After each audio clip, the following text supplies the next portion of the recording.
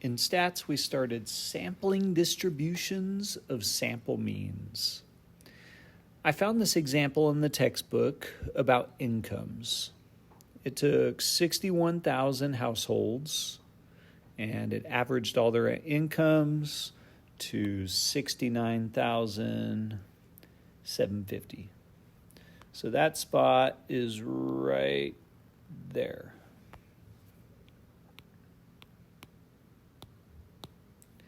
And then it's also marked right here. It's hard to write because we have a lot of the graph in the way right there. But also right there. I'm going to just draw up.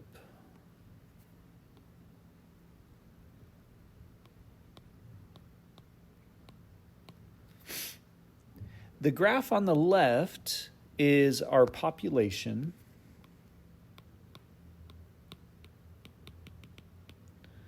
Of the 61,742 household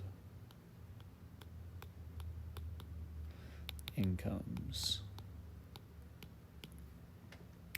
So that here, let me erase household so we can get it all on that page. I don't want anyone mixed up with which graph is which. There we go. So that's our population on the left. They did a sample of 100 households right here. And they got an average of those 100 of 66,807. They did it again, and they got another sample mean of 70,000. So this graph right here, it's a pileup of a lot of X bars. They did X bar a bunch of times. They took samples 100 or size 100, and they did it according to this problem 500 times. I bet they got a computer to do it. I don't think anyone in their right mind would do that. So maybe make a note. This is a sampling distribution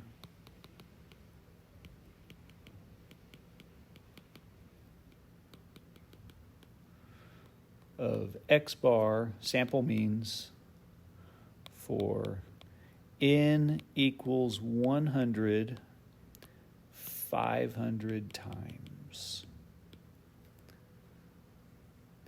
So look at the shape.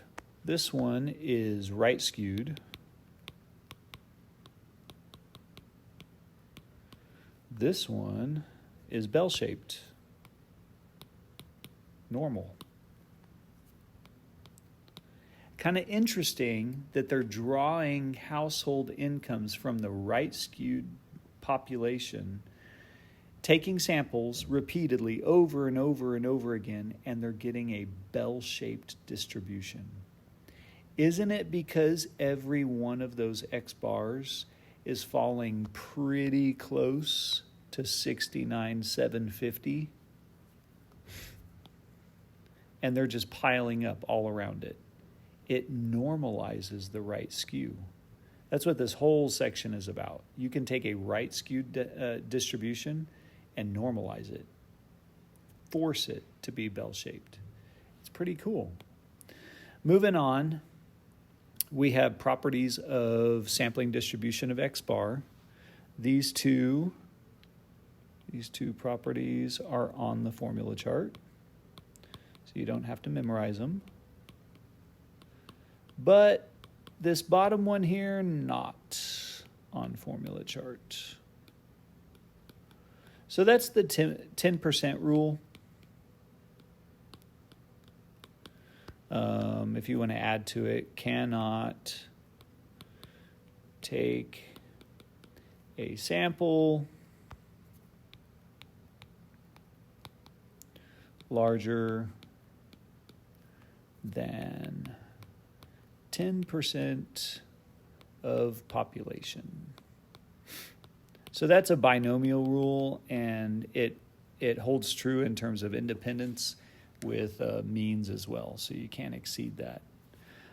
More importantly, though, the shape does change depending on the size of n. So before we get into shape, let's look at this wine problem. They're looking at DMS levels. It's like an odor in the wine. And they know that the population of all these odor values have a mean of 25 and a standard deviation of 7. They went and they took a sample of 10 adults, and they want us to talk about X bar and the distribution.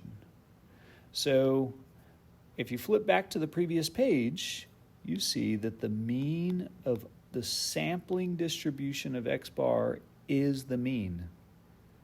It's almost too good to be true. We know that the mean is 25. So for part A, you literally just say 25. Very simple. The standard deviation property, you have to do a tiny bit of math. You have to take the true standard deviation, divide by square root of n. So we're going to go 7 divided by square root of 10 because they took a sample of 10.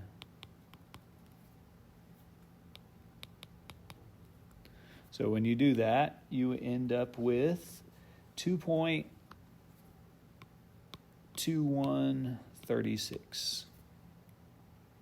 So these two, while the standard deviation arguably was affected by the sample size, this had no bearing on the shape. Right skewed, normal, that has no bearing on those properties. So by the way, if you want to flip back to those two properties, shape has no effect on these properties.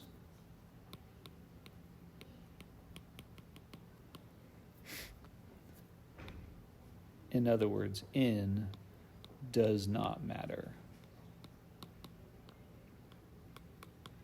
But yet it does matter here in a little bit. Moving on, we have a problem that is very crucial to this entire chapter. I feel like this hopefully will make it clear what we're doing. So we see that women's heights, we've actually worked this very same problem before, part A. We see that women's heights are normal with a mean of 64.5 and a standard deviation of 2.5, right? They tell us that. And then they ask us to find the probability that some random young woman is taller than 66.5. So we've done this a lot. You find the z-score.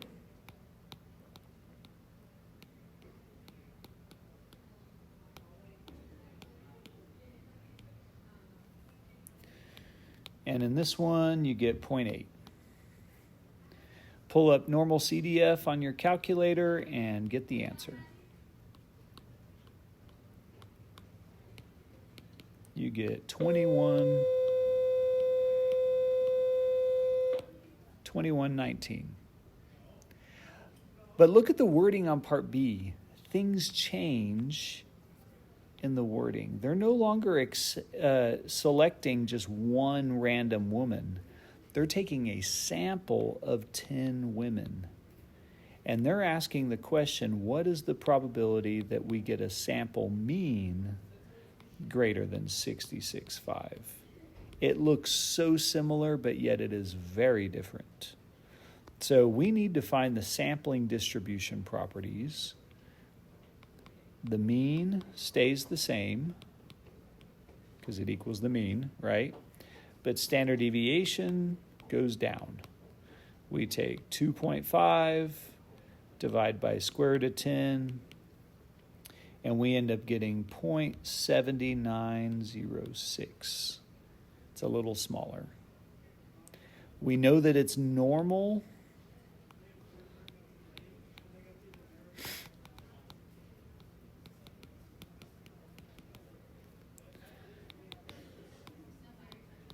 Because the population was normal.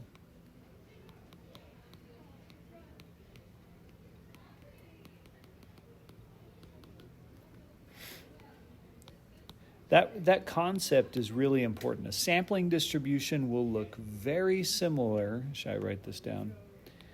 A sampling distribution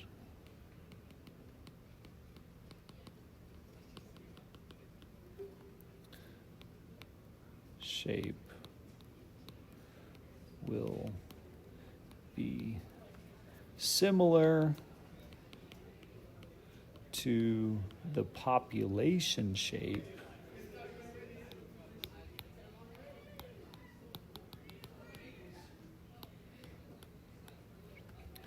when n is small. Part A, this is a population question.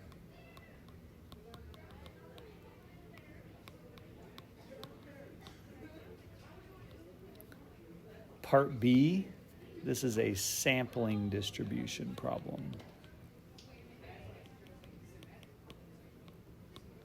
Two completely different questions. We're going to get a different answer, and it's all because of that standard deviation. And we know the shape is normal because the population was normal. So we find the z-score of 66.5 again. Only it's a little different this time. 2.5297. Grab our calculator, use normal CDF, and we get a very small probability. All right, that was all we did today. See you later. Bye.